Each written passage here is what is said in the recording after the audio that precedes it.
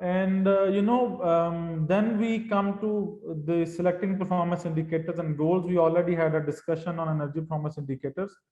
For example, this ISO 14031 guidelines for environmental performance evaluation gives this framework that if you are developing performance indicators for your production processes, inputs, process, and outputs, these should also lead towards the environmental condition indicators.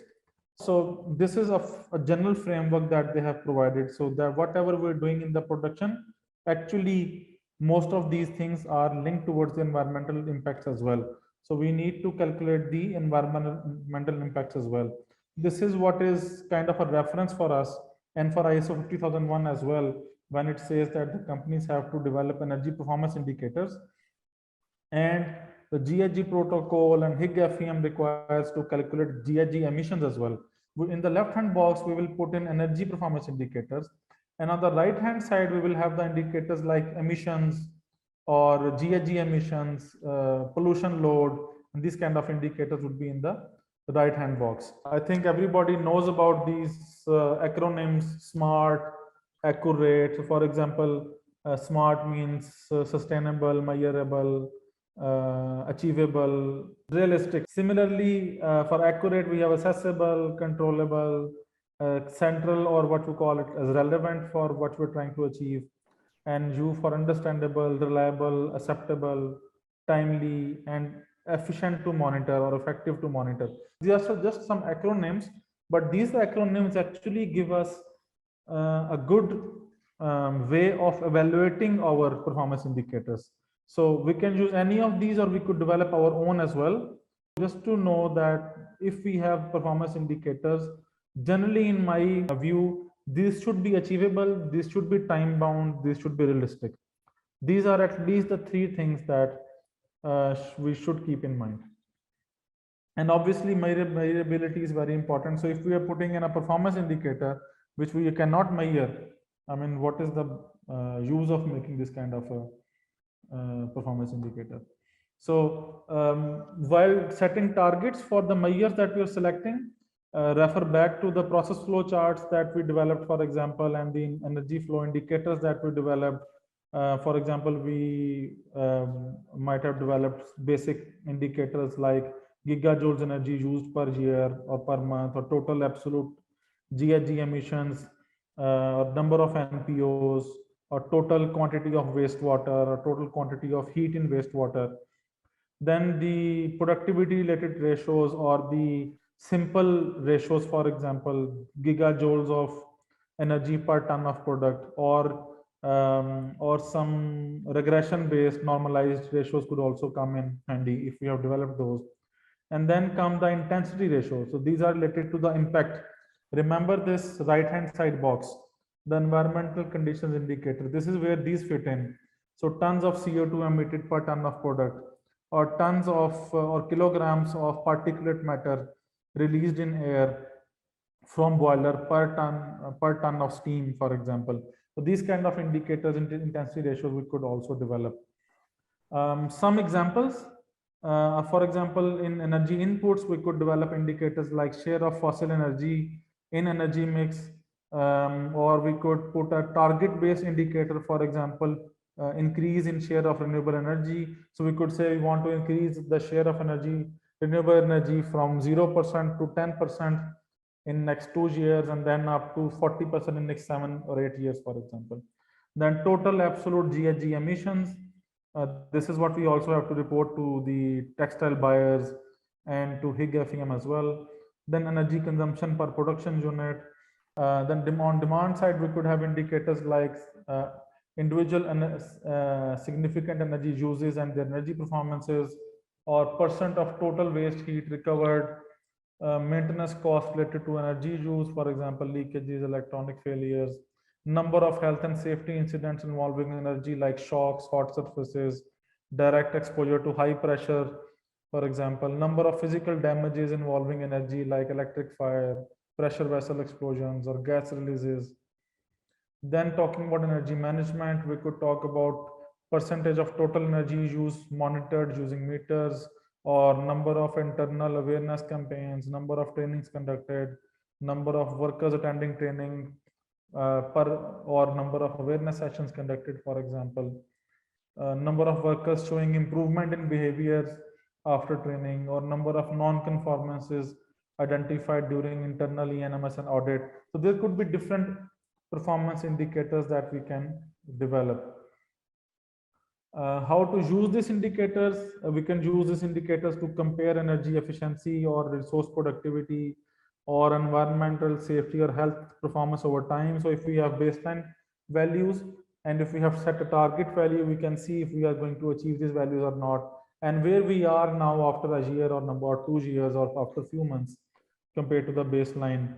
Then we can also highlight improvement, comparing them with the previous baseline and show how much we have improved, or we can show how much we can improve. So setting a target and showing how much we can improve based on that. So optimization potentials, then identify and follow up on targets. For example, this we already discussed, or discover market opportunities or cost reduction potentials, motivating staff, educating staff, supporting decision making. So if you have concise learning, concise information available, we can show trends of where our resource use can go if we do business as usual, and if we do improvements, then what we can achieve. So that is a comparison that we can show as well. So and communicating the results, implementing energy management system. So different ways we can benefit from using ENPIs. Then we can develop our implementation plan. For example, this is one template of implementation plan. So on the first column, we can show the losses or the critical situations that we have seen. For example, hot water drained from rope dyeing machine. That is what we observe. And proposed measure is install wastewater heat recovery system. Results of proposed measures in terms of energy, GHG, USD, ROI, we can put in the values in multiple columns. So we could have a cost reduction column, then we could have an energy column, water column, GHG emissions column, kilowatt hours column, for example, USD investment column, absolute energy reduction column, IRR or EAA, GHG emissions, multiple columns we can have. Then necessary action. So dividing this into multiple sub actions. So develop technical requirements, then we hire contractor, then we install system and conduct first trials, then we commission the system. And for every task, we need to have responsible people, deadlines, and then the targets to be monitored. So for example, in this case, we need to monitor total GHG emissions. So this is what it will link to, and energy consumption per production unit, this is also what it will link to. So that is one way of developing the action plan. There is another action plan template that I have uploaded. This is also uploaded as a template, blank template, and a template by HIG FEM, HIG Facility Environment Module. So the template that they have, this also has one example there. For example, what are the improvement actions? Which section does it belong to? Does it belong to energy, water, wastewater, solid waste, air emissions, chemicals? What does it belong to? For example, this example measure belongs to water use. Then describing what the measure is. So using batch ranging instead of continuous flow. Then the findings before taking action. What were our findings? Would describe the proposed actions, what actual tasks we have to perform, who's the responsible person, what are the baseline conditions, so x cubic meter per meter, then the deadlines, reduction target, so how much percentage are we going to reduce, what are the potential savings in terms of monetary value, final implementation dates, what is the current status, is it implemented, not implemented, is it in progress. So this can also be used for monitoring purpose then, and then putting in some comments or remarks. So this is a very good template, and if we use this template, then we actually help companies in fulfilling their HIG FEM requirements as well. And then there is another example. This example comes from this Georgia Tech Research Corporation and US Department of Energy. This is one template of one energy management action plan. So they have described what action do you want to do, what are the different activities that have to be performed, how will this be verified, and what are the actual results, and who signs this off. So this is the one that you can use in your reports, for example, where you are compiling the list of opportunities. So you can describe each opportunity in this way, and this way the faculties will be also able to develop a detailed project planning.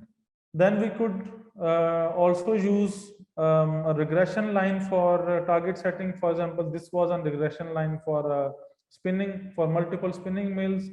And if we knew that these mills which are above this line, we knew their action plan of implementation. So we estimated how much they can save.